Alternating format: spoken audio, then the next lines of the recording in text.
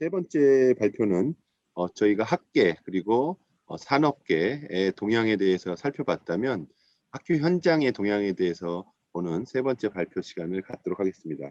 세 번째 발표는 AI 융합교육 현장 실천 사례, 중학교 사례를 중심으로 만월중학교의 최정원 선생님, 제가 너무도 존경하고 많이 배우고 있는 선생님입니다. 많이 좋은 오늘 또 좋은 주제로 발표를 부탁드리도록 하겠습니다.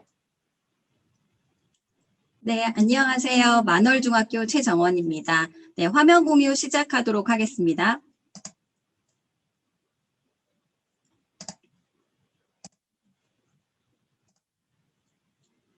네, 잘 보이시나요? 네, 저는 이제 중학교 정보교사로서 학교 현장에서 이 인공지능 융합교육을 어떻게 할 수 있는지 제가 수업했던 사례들을 바탕으로 좀 말씀을 드려보려고 합니다. 네, 중학교에서는 이제 인공지능 중점학교라던가 선도학교를 통해서 교육이 이제 슬슬 시작되고 있기도 하고요. 그리고 많은 선생님들도 자신이 곧 AI 교육을 하게 되겠구나라고 생각을 하고 계실 것 같습니다.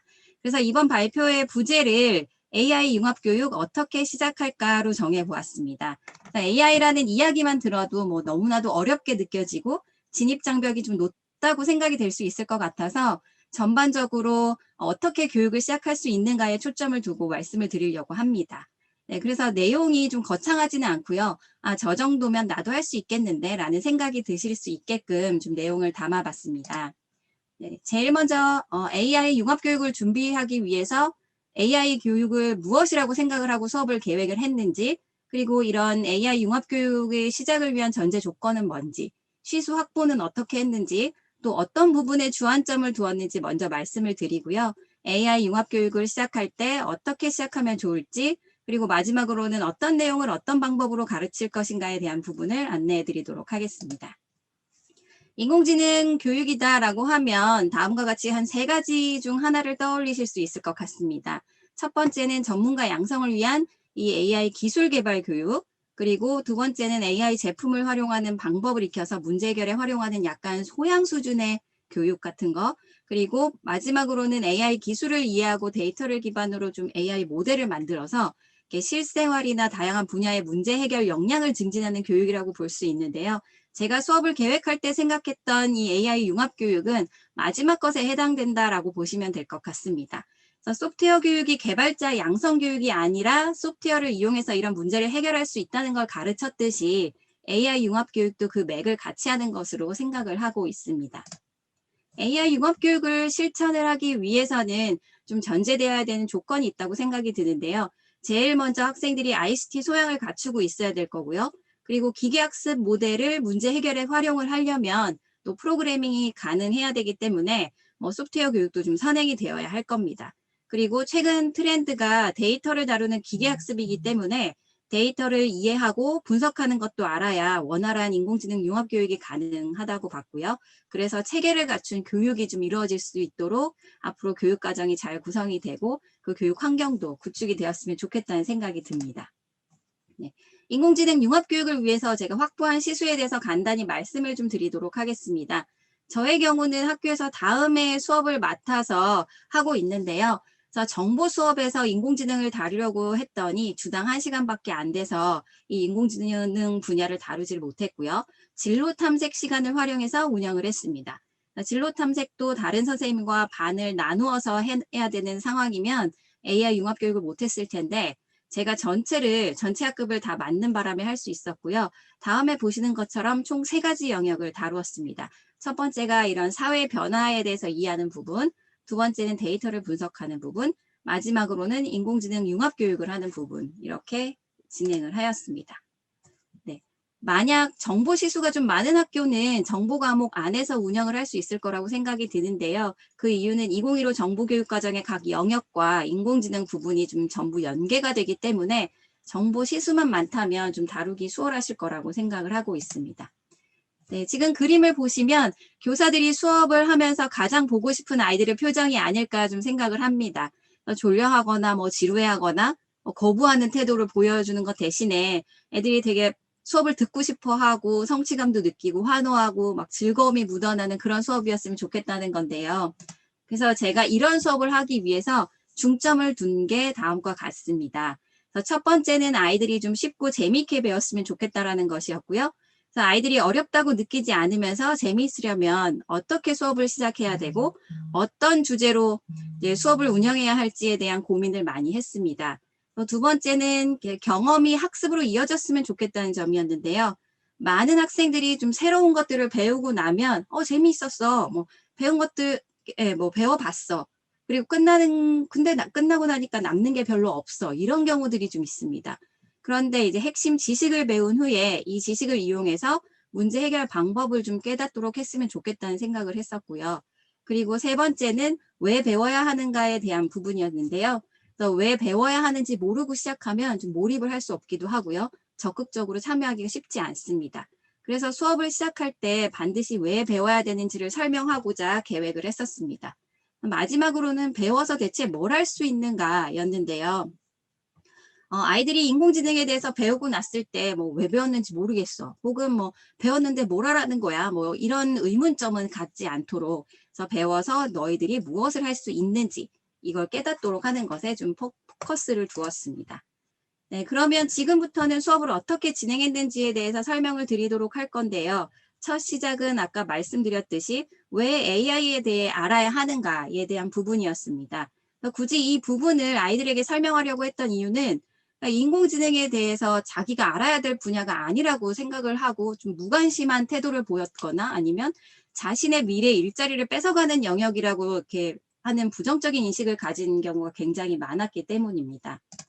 인공지능을 언급하기 전에 저는 우리가 왜 공부를 해야 되는가라는 설명부터 시작을 했는데요. 아이들의 주된 대답은 뭐 대학 잘 가려고요, 뭐 좋은 성적 잘 받으려고요, 뭐 이런 대답을 좀 주로 합니다. 그래서 뭐 수렵 생활을 했던 시기에 사람들의 학습에 대한 얘기부터 시작을 해서 이때의 사람들은 이렇게 생존을 위해서 사냥하는 것도 배웠고 채집하는 것도 배웠는데 다 사사교육으로 이루어졌다라는 것으로 시작을 했습니다. 그렇지만 오늘날에는 생존을 위해서 공부를 하는 것은 아니다라고 얘기를 하면서 2018년도쯤에 OCN에서 했던 이 터널이라는 드라마 이야기를 종종 하는데요. 이 드라마는 이제 남자 주인공이 한 1980년대를 살아가는 경찰인데 범인을 쫓아 터널 안으로 들어갔다가 30년이라는 시간을 이렇게 슬립을 합니다. 그래서 스마트폰도 없고 교통카드도 없고 GPS도 없던 시절에 살던 경찰이 사람들이 걸어가면서 기계에 대고 말을 하고, 그리고 버스를 탈 때 지갑을 대고 이렇게 타고 이러는 거예요. 그래서 이렇게 사람이 처음에 미친 줄 알았다가, 그리고 버스 탈 때도 사람들이 지갑을 대고 타니까 나도 그렇게 해봐야지 하고 따라가다가 기사 아저씨한테 욕먹는 것들, 이런 상황들을 좀 이야기하면서 이렇게 앞으로 빠르게 변하는 사회에 적응하고 살아가려면 그를 위해서라도 좀 학습을 해야 될 필요가 있다라고 얘기를 했습니다. 그리고 그거 외에도 아이들이 자기가 이렇게 직면한 문제를 어떤 전문가의 손길을 빌리지 않고도 좀 해결하려고 하거나 아니면 부가가치를 창출해서 보다 좀 더 나은 삶을 살 기회가 좀 많아지기 때문에 학습을 하는 게 되게 중요하고 이런 사회가 변화하는 중심에 소프트웨어와 인공지능이 있다. 그래서 이 부분은 꼭 배워야 된다라고 강조를 했었습니다.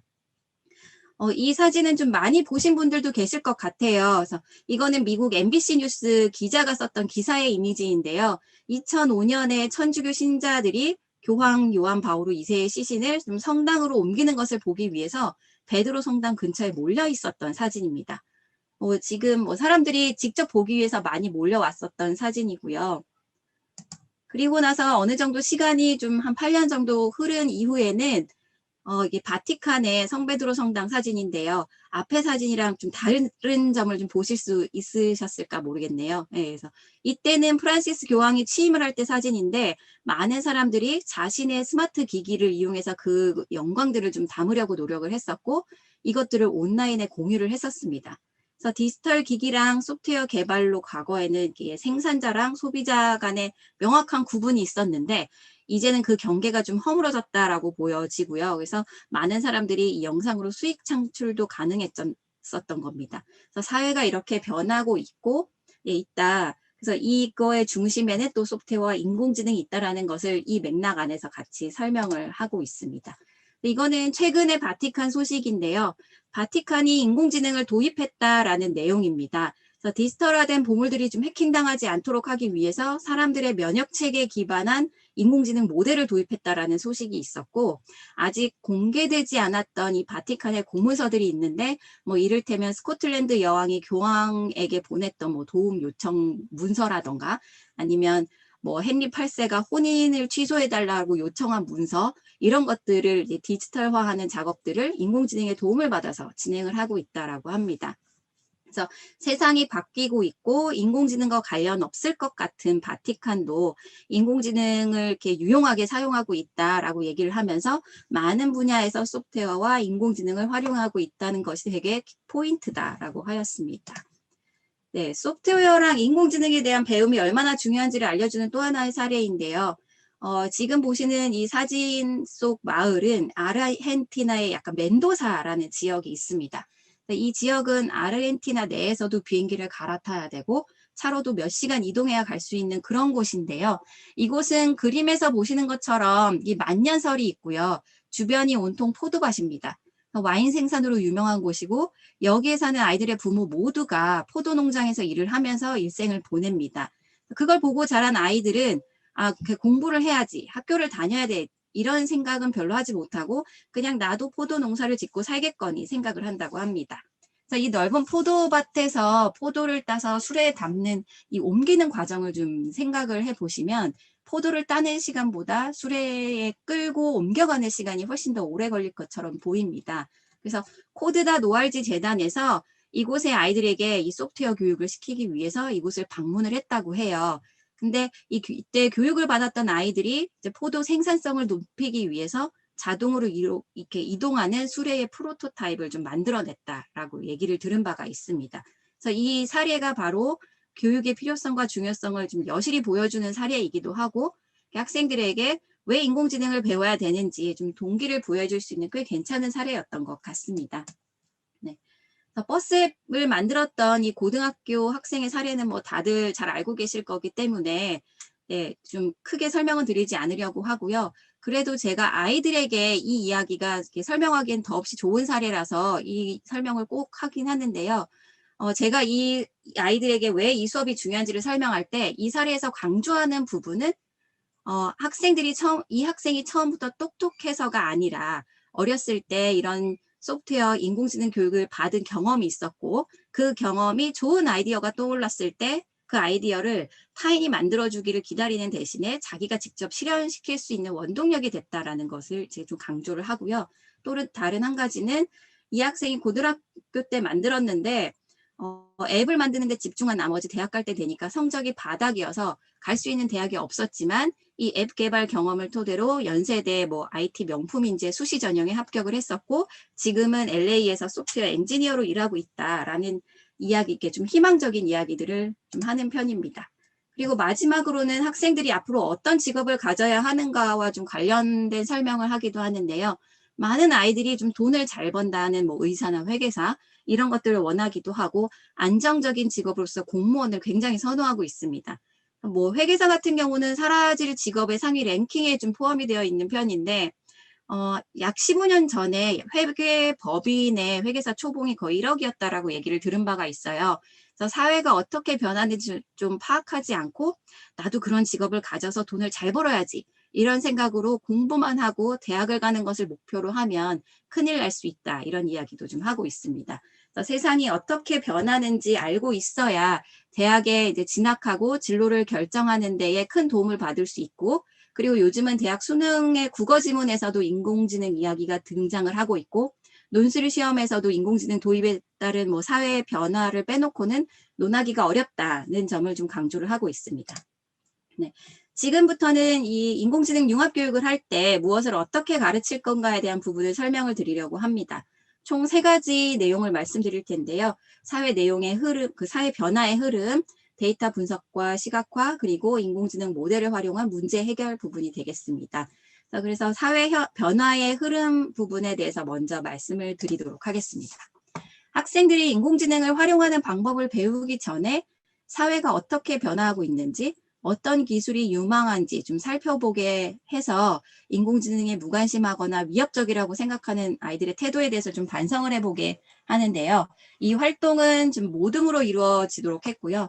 그리고 독서도 포함이 되어 있고 토의 토론이나 아니면 뭐 마인드맵이나 인포그래픽을 작성하는 정보 구조화 부분도 포함이 되어 있습니다. 제일 먼저 이런 활동들을 안내를 하고요. 모둠을 구성을 해서 4차 산업혁명 관련된 책을 읽고 요약 정리한 내용을 구조적으로 좀 표현하게 했습니다. 그리고 인공지능을 비롯한 뭐 유명 기술이라던가 사회 변화에 대한 뭐 친구와 토의 토론하는 활동을 거쳐서 최종적으로는 그러니까 느낀 점, 배운 점을 작성해서 제출하는 것으로 마무리하는 활동인데요. 어떻게 보면 아이들이 싫어하는 독서를 비롯해서 정말 많은 활동들을 포함하고 있다고 생각이 드실지는 모르겠지만 제가 보기에 활동이 굉장히 잘 이루어졌던 사례라서 좀 소개시켜 드리려고 합니다.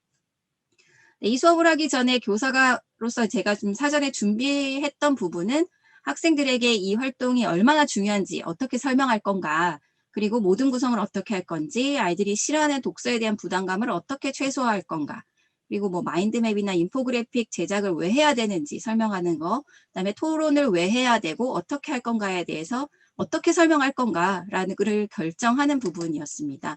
그래서 그 부분에 대해서 답을 좀 드리면 다른 부분은 설명을 안 드려도 잘 아실 것 같고요. 아이들이 싫어하는 독서에 대한 부담감을 어떻게 최소화할 것인가에 대한 부분만 좀 말씀을 드리도록 하겠습니다. 개인이 해야 되는 이 독서의 분량을 좀 최소화하되 각자가 읽은 부분을 공유하자라는 점이 포인트였습니다. 그래서 한 4명에서 5명의 학생을 한 모듬으로 총 6모듬을 만들었었고요. 도서를 선정할 때 챕터의 개수가 모둠의 수와 동일하게 6개였으면 좋겠다라는 거였고, 챕터별로 내용이 좀 분리되어 있대 한 챕터만 알아도 사회 변화랑 어떤 특정 기술을 어느 정도 이해할 수 있는 그런 책으로 선정을 좀 했습니다. 그래서 저의 의도는 좀 아이들이 완벽하게는 알 수 없지만 한 챕터만 읽었는데 한 권을 좀 다 읽은 것 같은 효과를 내자라는 취지였습니다. 모둠별로 읽어야 되는 책의 취지는 좀 다음과 같습니다. 산업혁명의 역사, 그리고 인공지능이 무엇인지, 빅데이터가 뭔지, 그리고 요즘 핫한 자율주행차와 들어오는 어떤 건지, 그리고 4차 산업혁명 시대에 갖추어야 될 역량은 뭔지, 그리고 사회 변화에 내가 어떤 대비를 해야 되는가, 이런 6가지였습니다. 아이들에게 그냥 책을 읽고 알아서 정리를 하라고 하면 잘 못하는 특성이 있어서 정리해야 되는 핵심 키워드들을 좀 사전에 제시를 했었고요. 내용은 더 추가를 해도 된다라고 설명을 했습니다. 물론 모르는 내용이 있거나 뭐 내용이 너무 축약되어 있어서 좀 더 알고 싶은 경우는 인터넷 검색도 가능하다라고 제안을 했었고요. 네, 정보 구조화 활동을 할 때는 좀 초안 작성한 것을 모둠별로 제가 피드백을 줘서 완성도를 좀 높일 수 있게끔 했습니다. 네, 학생들의 결과물인데요. 저희 학교는 남학생이랑 여학생 합반인데 모둠도 그래서 남녀 혼합으로 정했거든요. 요즘은 남학생들도 그림을 제법 잘 그리고 글씨도 제법 잘 쓴다라는 것을 좀 느낄 수 있는 기회였던 것 같습니다. 네, 그리고 정보 구조화한 결과를 좀 공유를 하고 나면 아이들이 2명씩 짝을 지어서 토의 토론을 좀 하게 했었는데요. 논제는 제가 사전에 정해서 나눠줬고요. 논제를 잠깐 설명을 드리면 4차 산업혁명은 계속되어야 될 필요가 있는가? 그리고 자율주행차가 사고가 나면 누가 책임을 져야 되는가? 4차 산업혁명에서 강조하는 기술은 계속 개발되는 게 맞는가? 그리고 인공지능은 장점과 단점 중에 어떤 것이 더 많은가에 대한 것들이었습니다. 학생들이 개개인마다 논제에 찬성하는 의견과 반대하는 의견을 모두 작성하게 했고요. 그 근거를 함께 제시하게 했습니다. 그래서 한 명이 찬성 의견을 제시를 하면 상대방은 그 찬성 의견을 반박하는 주장을 좀 근거를 토대로 제시를 하게 했었고요.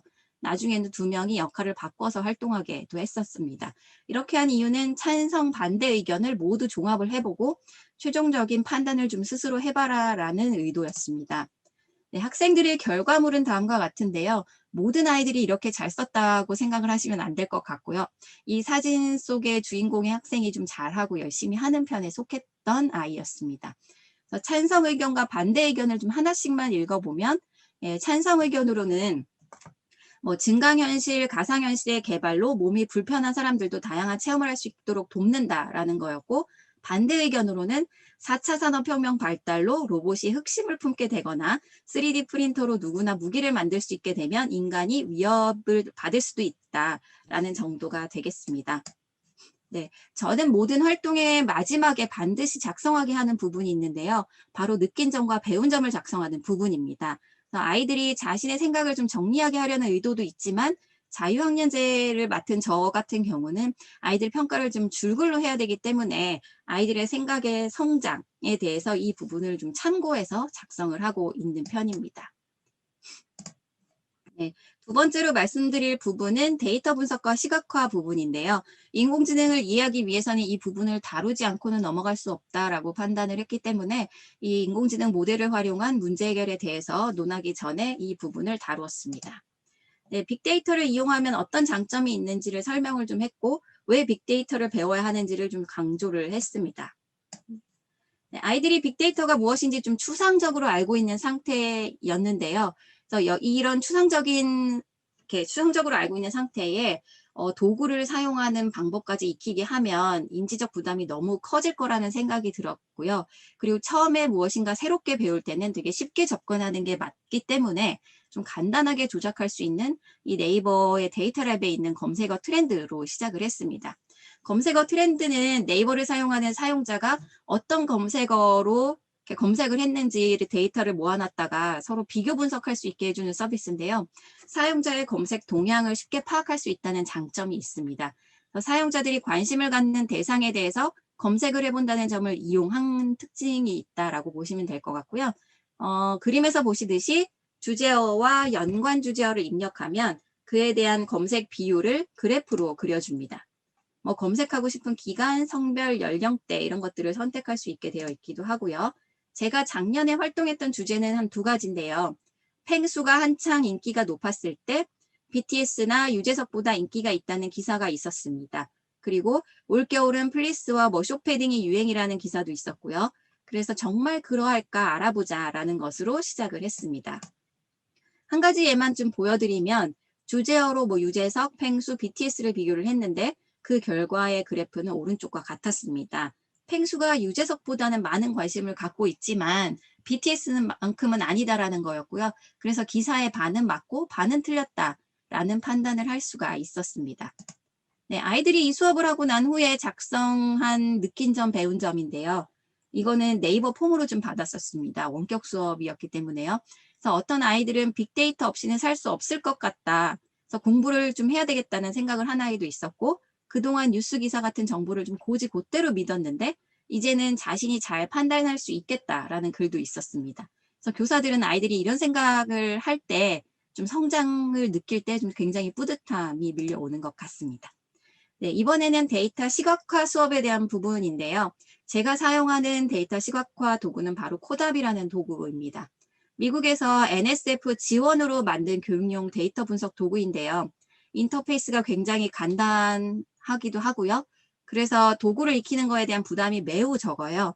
프로그램을 설치하지 않아도 되고 그다음에 무료에다가 아이들의 관심을 좀 가질 만한 주제나 아니면 학교에서 배울 만한 과학, 사회 분야에 대한 데이터셋을 지원하고 있기 때문에 데이터 수집에 대한 부담도 굉장히 적고요.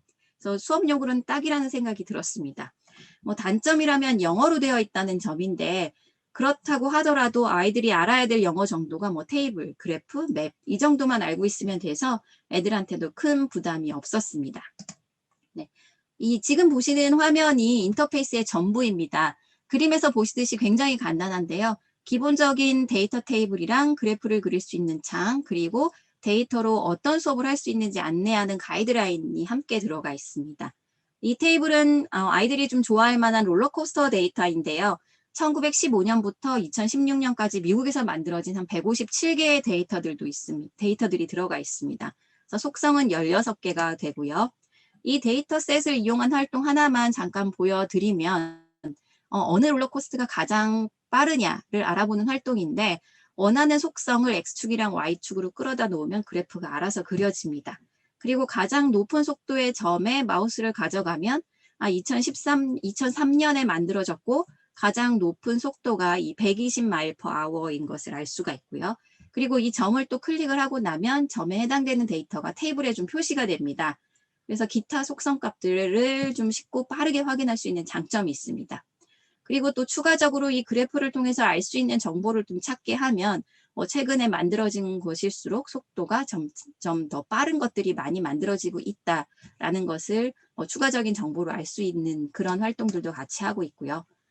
물론 데이터를 시각화하기 전에 데이터의 속성이라던가 값, 그리고 정형 데이터 이런 부분에 대해서 이해하는 것도 굉장히 중요한 부분입니다. 그래서 이 부분들은 직접 데이터 테이블을 만들어보는 활동을 통해서 익히도록 좀 하는데요. 예를 들어서 어른들은 발이 크면 키도 클 거라고 얘기하는데 정말인지 살펴보려면 어떤 데이터가 필요할까에 대한 과제를 좀 제시를 하고 아이들은 테이블을 만들어가는 과정을 통해서 뭐가 데이터 속성이고 값인지 좀 파악할 수 있게 됩니다. 그래서 일부 그냥 교사가 말로 설명하는 데서 오는 한계를 좀 극복할 수 있는 활동이라고 보시면 되겠습니다. 네, 마지막으로는 인공지능 모델을 활용한 문제 해결에 대해서 설명을 드리려고 하는데요. 인공지능 모델을 활용한 문제 해결 부분을 가르칠 때는 제일 먼저 설명하는 게 있습니다. 인공지능이라는 것은 소프트웨어와 완전히 다른 게 아니라 프로그래밍 과정에 인공지능 모델이 추가된 거다라는 점을 강조를 합니다. 그래서 이것을 배우고 나면 기존의 프로그래밍을 통해서 해결할 수 있는 문제보다 더 많은 것을 해결할 수 있다라는 이야기를 하고 있고요.